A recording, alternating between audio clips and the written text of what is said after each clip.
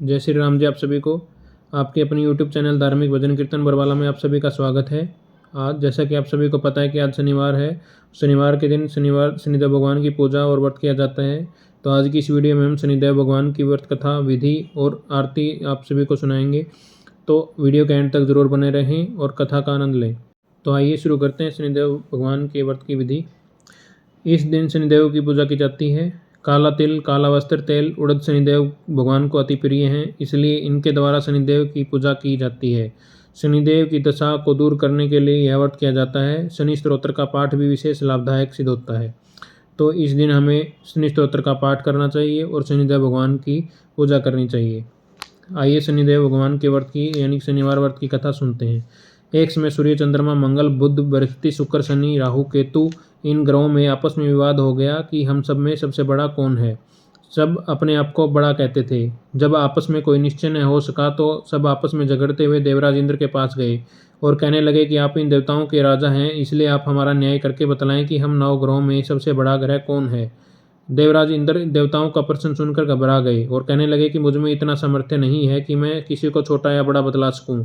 मैं अपने मुख से कुछ नहीं कह सकता। हाँ, एक उपाय हो सकता है कि इस समय पृथ्वी पर राजा विक्रमादित्य दूसरों के दुखों को निवारण करने वाले हैं, इसलिए आप सब मिलकर उन्हीं के पास जाएं और वहीं अपना विवाद का निवारण करेंगे। सभी ग्रह अब देवलोक से चलकर भूलोक में जाकर राजा विक्रमादित्य की सभा में उपस्थित हुए और अपना प्रश्न राजा के सामने रखा।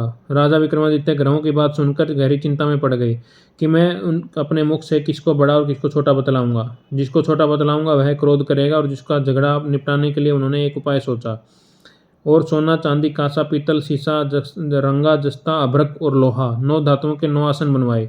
सब आसनों को क्रम में से जैसे सोना सबसे पहले और लोहा सबसे पीछे बिछाया गया।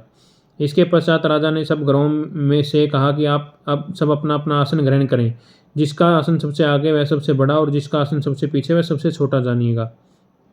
क्योंकि लोहा सबसे पीछे था तो वह शनिदेव का आसन था, इसलिए शनिदेव ने समझ लिया कि राजा ने मुझको सबसे छोटा बना दिया है। यह निर्णय शनिदेव को बहुत क्रोध आया। उन्होंने कहा कि राजा, तो मेरे पराक्रम को जानता नहीं।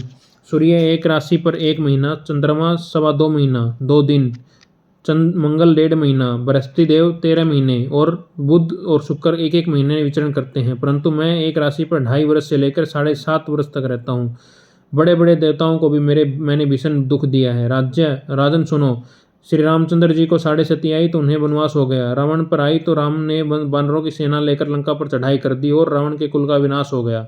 हे राजन, अब तुम सावधान रहना। राजा विक्रमादित्य ने कहा कि जो मेरे भाग्य में होगा देखा जाएगा। इसके बाद अन्य ग्रह तो प्रसन्नता के साथ अपने अपने स्थान पर चले गए, परंतु शनिदेव क्रोध में के साथ वहां से सिधारे। कुछ काल व्यतीत होने पर जब राजा विक्रमादित्य को 7.5 आई तो की दशा आई तो शनिदेव घोड़ों का सुधाकर बनकर अनेक सुंदर घोड़ों के साथ राजा विक्रमादित्य की राजधानी आई। जब राजा ने घोड़ों के सौदागर के आने की खबर सुनी तो उसने अपने अश्वपाल को अच्छे अच्छे घोड़े खरीदने की आज्ञा दी। अश्वपाल ऐसी अच्छी नस्ल के घोड़े देखकर और उनका मूल्य सुनकर चकित हो गया और राजा की तुरंत ही राजा को खबर दी। राजा विक्रमादित्य उन घोड़ों को देखकर और एक अच्छा सा घोड़ा चुनकर सवारी के लिए उस पर चढ़े। राजा के पीठ पर चढ़ते ही घोड़ा तेजी से भागा। घोड़ा बहुत दूर घने जंगल में जाकर राजा को छोड़ दिया और अंतर्ध्यान हो गया। इसके बाद राजा विक्रमादित्य ने अकेला जंगल में भटकता फिरता रहा। भूख और प्यास से दुखी राजा ने भटकते भटकते एक ग्वाले को देखा। ग्वाले ने राजा को प्यास से व्याकुल देखकर पानी पिलाया। राजा ने अंगुली में एक अंगूठी थी, वह अंगूठी उसे निकालकर प्रसन्नता के साथ ग्वाले को दे दी और शहर की ओर चल दिया। राजा शहर में पहुंचकर एक सेठ की दुकान पर जाकर बैठ गया और अपने आपको उज्जैन का रहने वाला तथा अपना नाम विका बतलाया। सेठ ने उसको एक कुलीन व्यक्ति समझकर जल आदि पिलाया। भाग्यवश उस दिन सेठ की दुकान पर बहुत अधिक बिक्री हुई। तब सेठ उसको भाग्यवान पुरुष समझकर भोजन कराने के लिए अपने साथ अपने घर को ले गया। भोजन करते समय राजा विक्रमादित्य ने एक आश्चर्यजनक घटना देखी। जिस खूंटी पर हार लटक रहा था वह खूंटी उस हार को निगल रही थी। भोजन के पश्चात जब सेठ कमरे में आया तो उसने कमरे में हार नहीं मिला। उसने यही निश्चय किया कि सिवाय विका के और कोई इस कमरे में नहीं आया, अतः अवश्य ही इसने ही हार चोरी किया है। परंतु विका ने हार लेने से मना कर दिया। इस पर 5-7 आदमी उसको पकड़कर नगर फौजदार के पास ले गए। फौजदार ने उसको राजा के पास सामने उपस्थित कर दिया और कहा कि यह आदमी भला प्रतीत होता है, चोर मालूम नहीं होता। परंतु सेठ का कहना है कि इसके सिवा और कोई घर में आए ही नहीं, इसलिए अवश्य ही इसी ने चोरी की है। राजा ने आज्ञा दी कि इसके हाथ पैर काटकर चुरंगिया किया जाए। राजा की आज्ञा का तुरंत पालन किया गया और वीका के हाथ पैर काट दिए गए। कुछ काल व्यतीत होने पर एक तेली उसको अपने घर ले गया और उसको कोलू पर बैठा दिया। उस वीका उस पर बैठा हुआ अपनी जुबान से बैल हाँकता रहा। इस काल में राजा की सन्नी की दशा समाप्त हो गई। वर्षा ऋतु के समय वह मल्हार राग गाने लगा। यह राग सुनकर उस शहर के राजा की कन्या मन भावनी उस राग पर मोहित हो गई। राजकन्या के ने राग गाने वाले की खबर लाने के लिए अपनी दासी को भेजा। दासी सारे शहर में घूमती रही। जब वह तेली के घर के निकट पहुंची तब क्या देखती है कि तेली के घर में चुरंगिया राग गा रहा है। दासी ने लौटकर राजकुमारी को सब वृत्तांत सुना दिया। बस उसी क्षण राजकुमारी मनभावनी ने अपने मन में यह प्रण कर लिया कि चाहे कुछ भी हो जाए वह चुरंगिया के साथ ही विवाह करेगी। प्रातःकाल होते ही सब दासी ने राजकुमारी मनभावनी को जगाना चाहा तो राजकुमारी अनशन पर व्रत लेकर पड़ी रही। दासी ने रानी के पास जाकर राजकुमारी के न उठने का वृत्तांत बताया। रानी ने वहां आकर राजकुमारी को जगाया और उसके दुख का कारण पूछा। राजकुमारी ने कहा कि माताजी, मैंने यह प्रण कर लिया है कि तेली के घर में जो चुरंगिया है उसी के साथ विवाह करूंगी। माता ने कहा, पगली तू यह क्या कह रही है? तुझे किसी देश के राजा के साथ परिणाया जाएगा। परिणाया यानी कि उसका विवाह किया जाएगा। कन्या कहने लगी कि माताजी, मैं अपने प्रण नहीं तोड़ूंगी। माता ने चिंतित होकर यह सब बात महाराज को बताई। महाराज ने भी आकर उसे समझाया कि मैं अभी देश देशांतर में अपने दूत भेजकर सुयोग्य, रूपवान एवं बड़े से बड़े गुणी राजकुमार के साथ तुम्हारा विवाह करूंगा। ऐसी बात सुनकर तुम्हें कभी नहीं विचारनी चाहिए। परंतु राजकुमारी ने कहा कि पिताजी, मैं अपने प्राण त्याग दूंगी, परंतु किसी और से विवाह नहीं करूंगी। यह सुनकर राजा ने क्रोध में आकर, यदि तेरे भाग्य में ऐसा ही लिखा है तो तेरी जैसी इच्छा वैसा कर। राजा ने तेली को बुलाकर कहा कि तेरे घर में जो चुरंगिया है उसके साथ मैं अपनी कन्या का विवाह करना चाहता हूँ। तेली ने कहा कि महाराज, ये कैसे हो सकता है? कहाँ आप हमारे राजा और कहाँ एक नीच तेली? राजा ने कहा कि भाग्य के लिखे को कोई नहीं टाल सकता। अपने घर जाकर विवाह की तैयारी करो। राजा ने सारी तैयारी कर तोरण और बंधनवार लगाकर राजकुमारी का विवाह चुरंगिया के साथ कर दिया।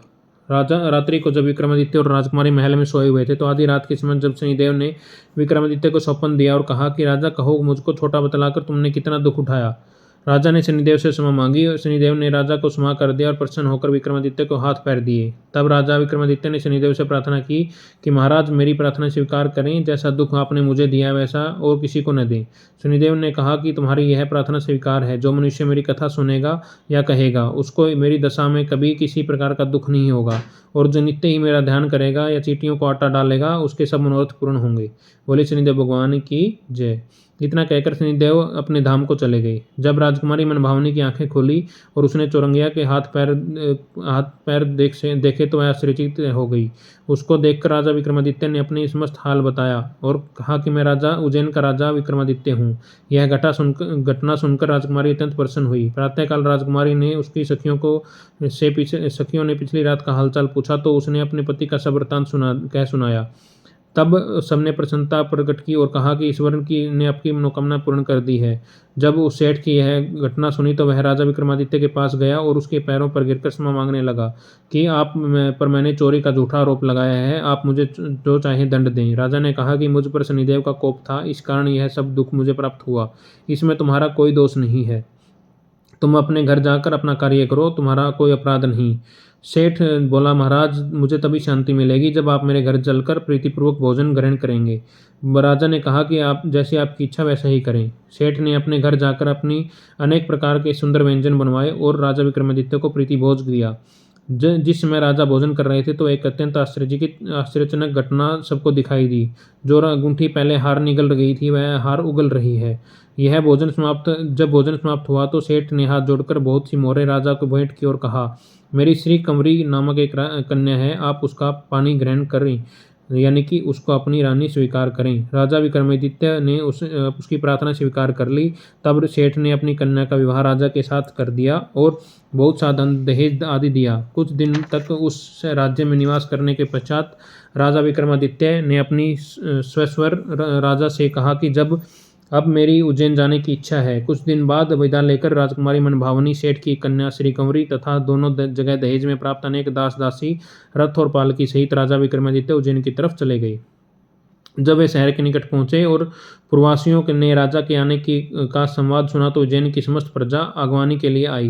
प्रसन्नता से राजा अपने महल में पधारे। सारे नगर में भारी उत्सव मनाया गया और रात्रि को दीपमाला की गई। दूसरे दिन राजा ने अपने पूरे राज्य में यह घोषणा करवाई कि शनि देवता सब ग्रहों में सर्वोपरि हैं और मैंने उनको छोटा बतलाया, इसी कारण मुझे यह दुख प्राप्त हुआ। इस प्रकार सारे राज्य में सदा शनिदेव की पूजा और कथा होने लगी। राजा और प्रजा अनेक प्रकार की सब सुख भोगते रहे। सब जो कोई शनिदेव की इस कथा को पढ़ता या सुनता है, शनिदेव की कृपा से उसके सब दुख दूर होते हैं। व्रत के दिन शनिदेव की कथा अवश्य पढ़नी चाहिए। बोले शनिदेव भगवान की जय हो। शनिदेव सभी पर अपनी कृपा बनाए रखें। बोले शनिदेव भगवान की जय हो। शनिवार व्रत कथा यहीं पर समाप्त होती है। आइए अब शनिदेव भगवान की आरती करते हैं। जय जय श्री शनिदेव भक्तन हितकारी, सूरज पुत्र प्रभु छाया महतारी। ओम जय शनिदेव, जय जय शनिदेव महत भक्तन हितकारी। श्याम अंग वक्र दृष्टि चतुर्भुजधारी, स्वामी चतुर्भुजाधारी। नीलांबर धार नाथ गज की असवारी। ओम जय शनिदेव, जय जय शनिदेव हितकारी। कृट मुकुट शीश सहज दीप है लीलहारी, स्वामी दीप है लीलहारी। मुक्तन की माला गले शोभित बलिहारी, मुक्तन की माला गले शोभित बलिहारी। ओम जय जय शनिदेव भक्तन हितकारी। मोदक मिष्ठान पान चढ़त है सुपारी, स्वामी चढ़त है सुपारी। लोह तिल तेल उड़त महिषी अति प्यारी, स्वामी महिषी अति प्यारी। ओम जय जय श्री शनिदेव भक्तन हितकारी, स्वामी भक्तन हितकारी। देव धनुज ऋषि मुनि सुमिरत नर नारी, स्वामी सुमिरत नर नारी। विश्वनाथ दरत ध्यान शरण है तुम्हारी, स्वामी शरण है तुम्हारी। जय जय जय श्री शनिदेव भक्तन हितकारी, स्वामी भक्तन हितकारी। सूरज पुत्र प्रभु छाया महतारी। ओम जय जय श्री शनिदेव भक्तन हितकारी, स्वामी भक्तन हितकारी। बोले शनिदेव भगवान की जय हो। शनिदेव भगवान की व्रत कथा और आरती कहीं समाप्त होती है। आप सभी को शनिवार व्रत कथा कैसी लगी कमेंट करके ज़रूर बताएं। और ऐसी धार्मिक भजन कीर्तन और कथाएं सुनने के लिए हमारे धार्मिक भजन कीर्तन बरवाला यूट्यूब चैनल को लाइक करें, सब्सक्राइब करें और आगे शेयर करें। धन्यवाद। भगवान शनिदेव आप सभी पर अपनी कृपा बनाए रखें और सभी का कल्याण करें। बोले शनिदेव भगवान की जय हो।